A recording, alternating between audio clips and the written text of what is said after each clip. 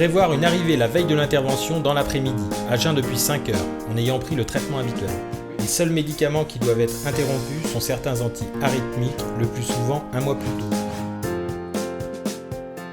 Prévoir d'apporter quelques affaires, nécessaires de toilette, lecture, en vue des 3 nuits d'hospitalisation. Une échographie par voie œsophagienne est réalisée dans les heures qui suivent l'admission. C'est pourquoi il faut être à jeun. Cet examen consiste à faire une échographie cardiaque au plus près du cœur grâce à une sonde qui est placée dans votre œsophage, juste derrière votre oreillette gauche.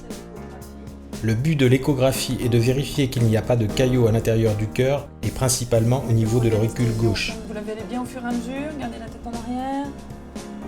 Fécale dent entre les dents, vous serrez bien et au lieu d'avoir le réflexe de mettre la tête en arrière, vous gardez bien votre membrane.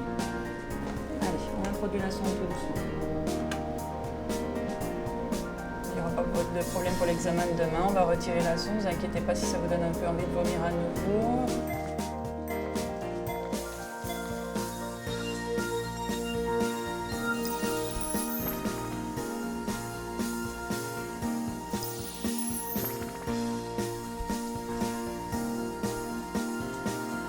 Après la réalisation d'une asepsie, un champ opératoire stérile est placé sur le patient et centré au niveau du pli de laine droit.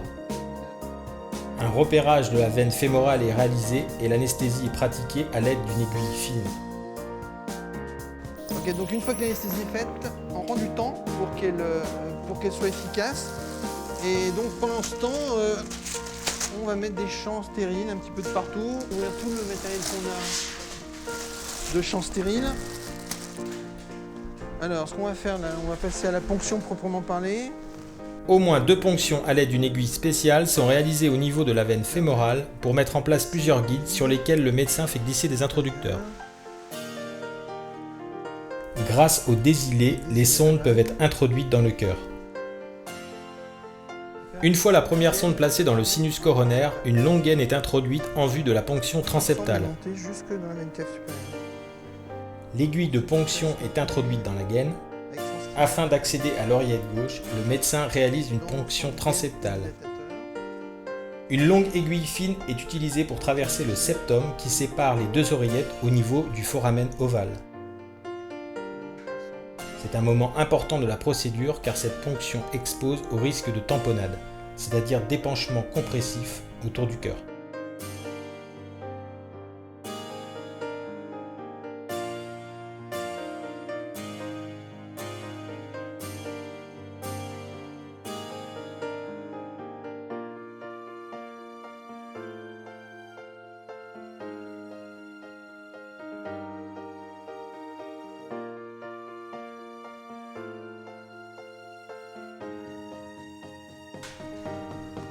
Une échographie est réalisée après le passage transeptal. Toutes les gaines mises en place dans l'oreillette gauche sont perfusées en continu pour prévenir la deuxième complication la plus fréquente, l'accident vasculaire cérébral. Ce qu'on appelle une tamponnade, une compression des cavités cardiaques qui l'empêche de se remplir. Voilà, la sonde est connectée directement donc, à la baie d'électrophysiologie, au système de cartographie tridimensionnelle. Une carte anatomique en 3 dimensions de l'oreillette gauche et des veines pulmonaires est réalisée à l'aide d'une sonde dédiée que l'on déplace à l'intérieur de la cavité cardiaque. Certains repères anatomiques précis sont identifiés, comme par exemple les ostias des veines, qui correspondent aux zones d'abouchement des vaisseaux dans l'oreillette gauche. Là, je suis sur l'anneau mitral. On va pas tarder d'attaquer les brûlures. La sonde d'ablation est commandée par le médecin à l'aide d'une pédale permettant de délivrer un courant de radiofréquence qui va brûler les zones en contact avec l'extrémité de la sonde.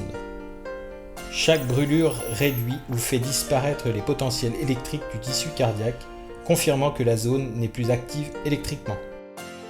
On est en train de lancer l'ablation.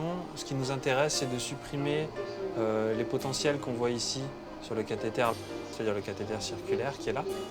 Et les potentiels qu'on voit qui nous intéressent se situent autour des électrodes 5-6 qu'on a éclairées là au niveau du cathéter. Et donc on voit le cathéter ici et derrière le cathéter d'ablation avec le bout rouge qui est en train de brûler la zone d'intérêt. Donc on voit qu'on est en train de faire quelque chose parce que les potentiels au niveau des électrodes 5-6 là, notamment, sont perturbés. Et le but du jeu, ça va être de les supprimer complètement. En cas d'anesthésie locale, pour contrôler la douleur, en plus de l'anesthésie du point de ponction fémorale, on utilise des médicaments analogues de la morphine et des anxiolytiques. Lorsque certaines brûlures sont ressenties, en particulier sur le fond de l'oreillette gauche, peut être associé un gaz inhalé, le protoxyde d'azote, qui maintient conscient tout en évitant la douleur. Pendant la période des brûlures, le sang est fluidifié grâce à de l'héparine administrée en fonction du niveau d'anticoagulation qui est testé toutes les 30 minutes. L'ACT est une mesure instantanée du temps de coagulation global, sa cible doit être supérieure à 300 secondes. Une fois la dernière veine isolée électriquement, chacune est revérifiée à l'aide du cathéter circulaire pour s'assurer de l'absence de reconnexion. Là, on a un enregistrement d'une arythmie cardiaque avec le cathéter qui enregistre autour de la veine pulmonaire des battements qui sont très rapides, qui correspondent à la fibrillation atriale.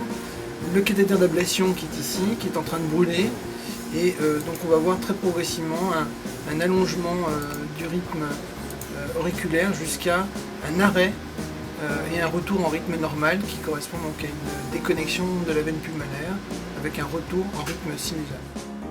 Le pansement ainsi réalisé doit être gardé pendant 6 heures sans plier la jambe. Je refais une échographie pour être sûr qu'il n'y a pas de souci au niveau du cœur.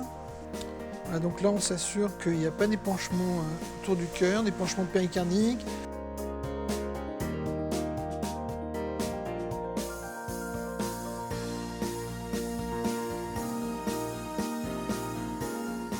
Suit une phase de surveillance de 4 heures avant le retour dans la chambre. Il est impératif de ne pas se lever pendant les 24 heures qui suivent l'intervention.